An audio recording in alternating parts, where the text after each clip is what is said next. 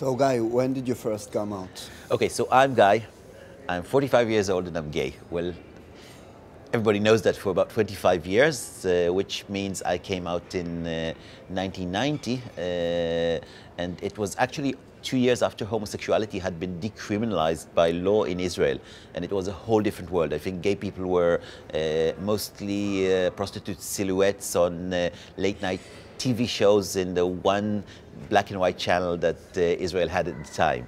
And now we live in a totally different world, but at that time when I came out, I remember the most, something was missing and something was difficult, even though coming out was perhaps the best step I had taken and I had known it at the time. Was basically mourning, without even understanding it, my prospects of becoming a father and creating a family with the person that I love and I want to be with. It was either this or the other. And basically I was sort of growing up with the banal fantasy of having kids with the person I love, because I was being modeled by the family I grew up with, and suddenly this was not a possibility. I remember my aunt took me to a restaurant and said, I know you're gay, I'm fine with it because I'm a liberal, but go find a woman, get her pregnant, have kids, and then do whatever you want in bed because I'm a liberal, as I said. Basically, I did not do that, but she was touching a very, very basic and difficult point at the time, and I didn't know that this would have a solution. And today you have 3 children. Yes, I do. I have, actually I have a CEO and 2 vice presidents. The CEO is Ella, she's 6 years old and she is amazing. She's our eldest, and the twins, David and Eitan, who are responsible for the dark circles under my eyes, which I try to hide with the glasses, are almost 2. And Ella doesn't have a mother. No, Ella doesn't have a mother. Basically, she is the person who stated that she was just about 2 years old. We were at a playground near our house. She was sliding down a slide and she said, I don't have a mother. And I tried to start explaining, to rationalize, to tell her about friends who don't have, who also have 2 fathers. Sort of, I was startled, but she was just making a point. And basically, this is her reality. And the one thing I can tell you after 6 years of Ella and the twins is that kids need a person who loves them, and kids build confidence and build love and trust if there's someone who changes their diapers and feeds them, and it has, and that's gender neutral. It has no connection with whether this person has male or female genitalia. They need loving parents, and I wish that at 45 I had the self-confidence that she has at 6, and perhaps this means we've done something right. But it wasn't that simple, was it? The process was not simple at all. It was, first of all, very vague. As young as Ella is, when we started the process, I think in 2007 there were perhaps 2 or 3 children born through surrogacy to gay Israeli couples, and in 2008 when Ella was born, there were about 10. So basically we hadn't the faintest clue, and the result of it was that we had to work with 40 different service providers. We paid much more money than we needed to. We were stressed, we made wrong choices, and which resulted in the fact that we basically had 1 instead of twins in the first time. The end result is that we have 3, which is great, but it didn't feel so great at the time. So you've begun to look for the optimal solution? We created a better solution. We created one that was based upon education, that sort of maximizes the success, minimizes the risks, and does it in a much lower cost. And this was actually the base for what I've been doing since then with many, many people around the world. We've helped dozens of couples create families through a very simple process, one that is smooth, as direct as possible, and is based on 3 main principles.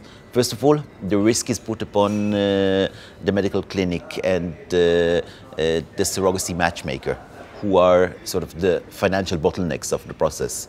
We have found people with whom my team at Baby Bloom cooperates and collaborates, who are willing to take the risk upon themselves, and for a fixed price they will promise or guarantee a child or a birth or two births, regardless of the medical processes necessary to get there or the number of surrogates you will need. A second important thing is localizing the process. Since the process is done in the US, which is almost the only Western country where surrogacy for gay men is legal, it is the law regarding surrogacy is statewide and not federal. So we work in states where surrogacy is perfectly legal. We find surrogates and donors and an IVF clinic at that state, which means that you don't have to fly surrogates and donors all around the US and pay unnecessary prices for hotels, flight tickets, for outside clinic monitoring, for legalities done in different states. Everything is concentrated, it's more controlled, and basically we also know that if there is a problem, it's with everyone lives within reach and it can be controlled. What is the most important thing that we do is that we take you hand in hand through the process. From the very moment you think of creating a child, and this could be perhaps a year or 2 years before you basically sign in, we will be there to educate you. We will be there to answer any questions you have about your possibilities and the answers. We will be there to facilitate the process from start to end while optimizing the costs, taking care of the whole production, whether it's medical, legal, insurance, whether it's in the US or in your country of origin. We are there every step of the way. How many families have you created till far? I'm, I guess, the godfather of almost 100 kids, 70 families altogether. Many of them have gone for twins and have succeeded in the first attempt. Usually when it's two-father family, what they do is they retrieve eggs from one donor. They basically fertilize them with both fathers' sperm, and they return two five-day-old embryos to the womb of the carrier. So basically they would have brothers who are genetically, brothers or sisters, siblings, that's the word, who are genetically related and from the egg, but come from two different fathers, and we have a very high success rate doing that. Amazing. What is your wildest dream? Like, what is Baby Bloom's vision? Basically, I think that as parents, and especially as people who had to come out and to overcome difficulties with society, we can have a better respect towards our children. We can create a family that is based on equality, on values that really sort of respect both the children and the parents, and we have here even a bigger chance of trying to better what a family is in general. We want to create a social change. We think we're the first generation of two-father families or one-father families in the world. We think that this is very, very doable, and now that country after country after country, marriage rights are being celebrated and people are coming out, and there are youth groups everywhere that you can come out at 15. We want to give the promise for people that they can create their families. We want to create a whole gay narrative that starts at young, gives the option of coming out, being who you are, celebrating life, getting married or creating your family, and growing old.